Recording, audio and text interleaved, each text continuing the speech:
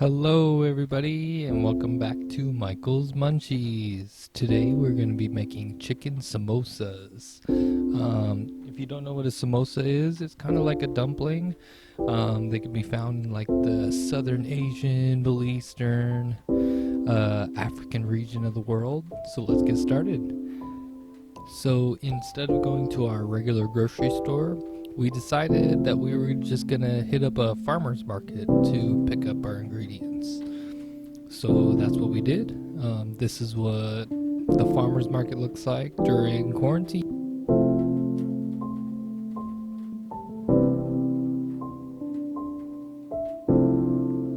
So for the samosas, we're gonna need 2 cups of flour, pre-cooked shredded chicken, some potatoes, peas, either fresh or frozen, diced jalapeno, and then ginger and garlic. Now we're going to be making a green sauce with the samosas, so for that we're going to need 1 bunch of cilantro with the stems removed, some plain yogurt, more ginger and jalapeno, some lime juice, and then the spices we're going to be using for the recipe is ground cumin, ground coriander, some garam masala, chili powder, and then salt and pepper, of course. For our side dish, we decided to pick up some carrots and cucumber at the farmer's market, along with some of our favorite hummus. So the first step in the recipe is to boil our potatoes in some salted water. You can peel the potatoes and then put them in the water, just like I did here, or you can put them in with the skin on and then peel them after they're done. It really doesn't matter in my opinion, but some people care about things like that.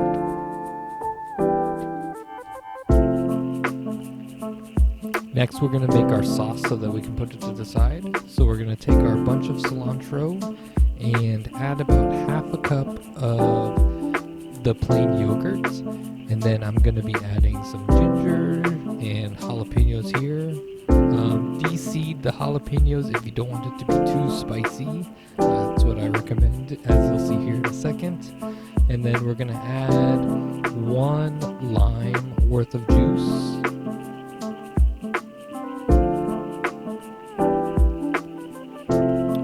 And then 1 teaspoon of sugar. I forgot to put that in the ingredients, but that's just to balance out the spice and sourness of the sauce. And then 1/4 teaspoon of ground cumin. And just about the same amount of garam masala. And then we gotta season this with salt and pepper. We got a lot of green veggies in this sauce, so seasoning with salt and pepper is really important. Otherwise, your food's gonna taste bland.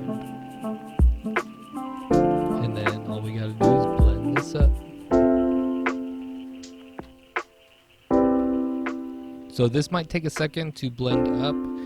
We don't have much liquid in here other than the lime juice and yogurt, if you consider that a liquid. But once the cilantro starts blending, you know, it'll become the right consistency that you want for the sauce. What? It's so spicy. Like 1 to 10. I just added 1 jalapeno. Let me taste a little bit. No. And there you go. So you want to make sure to taste your sauce and make sure it's the way you want it to taste. For example, this was way too spicy. It was good for me, so I put a little portion of it off to the side, but I needed to counterbalance that spice with something for my girlfriend. So I just ended up adding about 1/4 cup more of plain yogurt to the sauce that we just made and blended that together, and you can see the color change between the sauce that I had and the sauce that I made her, and it was much milder. Luckily, next time I do this, I'm just gonna de-seed the jalapenos. Otherwise, it's just way too spicy for other people. So put that in the fridge to cool, and we're gonna start on our dough. So to our 2 cups of flour, we're going to add some oil. I'm using olive oil here. You can literally use any oil you want. We're just going to start with a 1/4 cup into the 2 cups of flour and mix that together. We're going to just use our hands and mix it between our fingers. It's going to make kind of a breadcrumb consistency.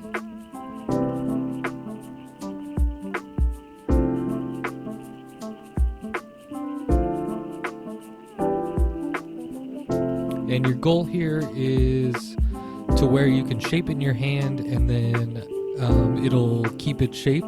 But if you put any pressure on it, it'll crumble just like you saw there. We're then going to add some water. Now be very careful not to add very much water, otherwise your ratios are going to be wrong. I'm starting off with 6 tablespoons of water. And I'm going to mix that up and then see what the consistency of the dough is.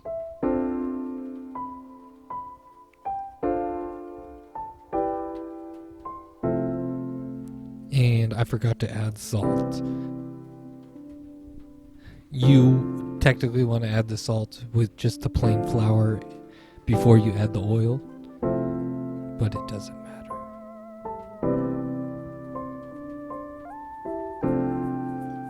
So I decided the dough was a little too dry. I mixed it around really well, and there just wasn't enough moisture in the bowl, so I added 2 more tablespoons of water.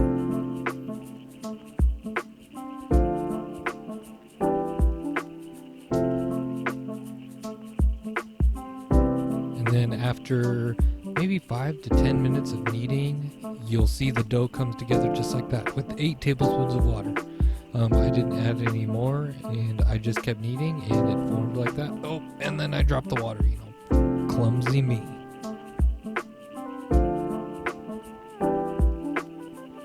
So we are just going to put the dough to the side and let it rest for about 45 minutes to an hour, and in the meantime, we're going to make our filling. So we take our cooked potatoes and smash them into the consistency that we want. You don't want them too smashed to where they're like glue. Some clumps are okay. And then we're going to cook our peas. So whether you're using frozen or fresh peas, you want to blanch them. If they're frozen, they're usually already cooked, but you want to defrost them. And then if they're fresh, you want to cook them. After that, in a frying pan, we're going to add some olive oil over medium heat. And then throw in our minced ginger and garlic. Now keep a close eye on this. We don't want it to burn. If it gets too brown, the entire filling is going to be ruined. We're then going to add a little bit of jalapeno. I was very ginger with this because I was scared it was going to be too spicy, just like the sauce. So I just added a little bit.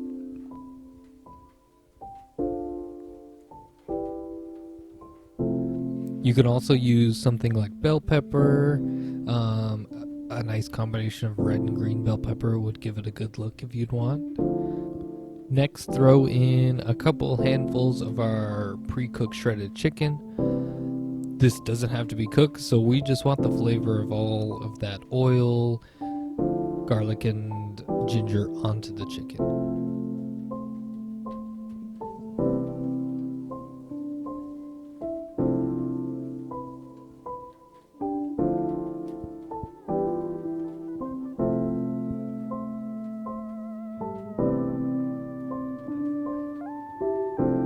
We are then going to take our smashed boiled potatoes and add that.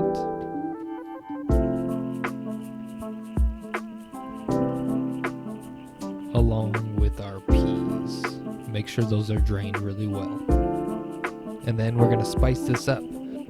So as I mentioned in the beginning, samosas are, from all different places. There's some in Asian culture, Indian, Mediterranean, African. So you can literally spice this up with whatever you want. I'm using what you saw in the beginning, which is just whatever was in my cupboard at the time. You don't have to go out and buy any fancy spices. Even if you just use some salt, pepper, chili powder, red pepper flakes, use whatever you got in the cupboard.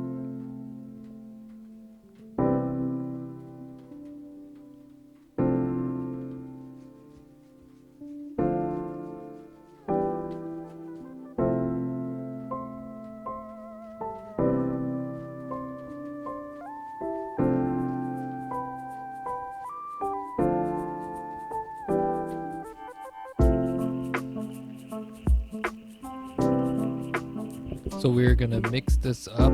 The only thing you want to be careful about is don't smash your peas. You don't have to worry about over mixing it. That's just one thing to watch out for. And then put the filling aside to cool completely. We're then gonna knead our dough a little bit and portion it out for our samosas. So I'm just gonna roll this out and cut it into 6 even portion sizes,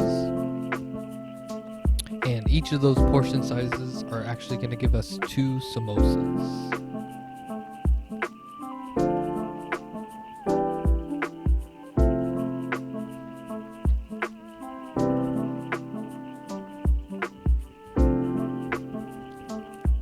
So you can see there I tried to make 7, but I noticed the 2 edge pieces were a little small, so I combined those and made 6, which is fine. The recipe makes a dozen samosas. Perfect. So I'm going to take that first ball of dough and put it on the cutting board, and then put the other aside under a damp cloth. You're going to then try and roll out the dough as flat as you can get it and as round as you can get it. I personally don't have a rolling pin, so I'm using an old olive oil bottle, but it still works the same. I'm gonna be getting a rolling pin soon, don't worry.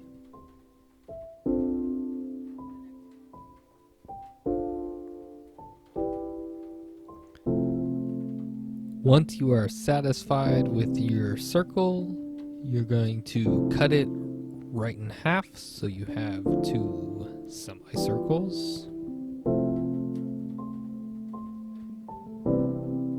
And you're going to take one of those halves and kind of form a cone. I have a little bowl of water there to make sure the edges stick together. But you can see I make a cone and pinch the edges together.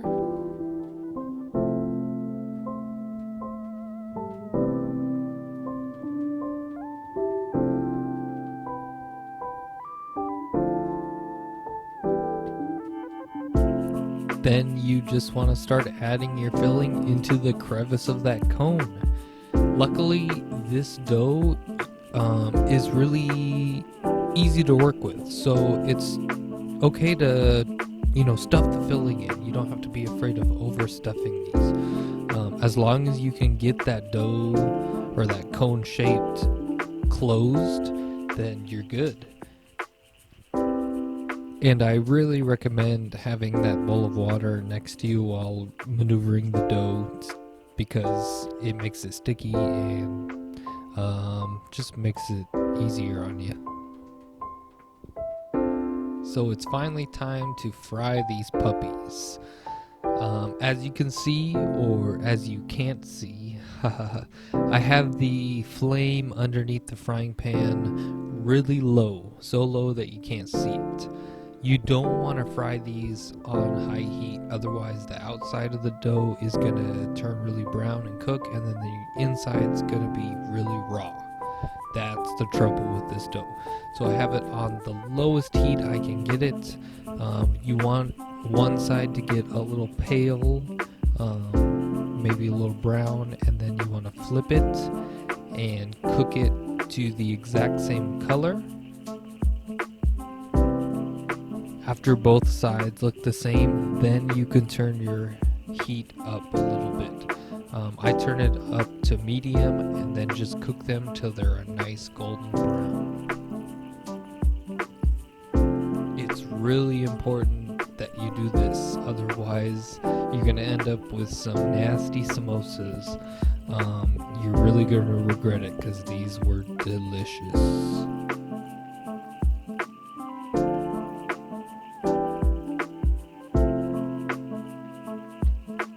And there you have it, guys. We have our chicken samosas all done.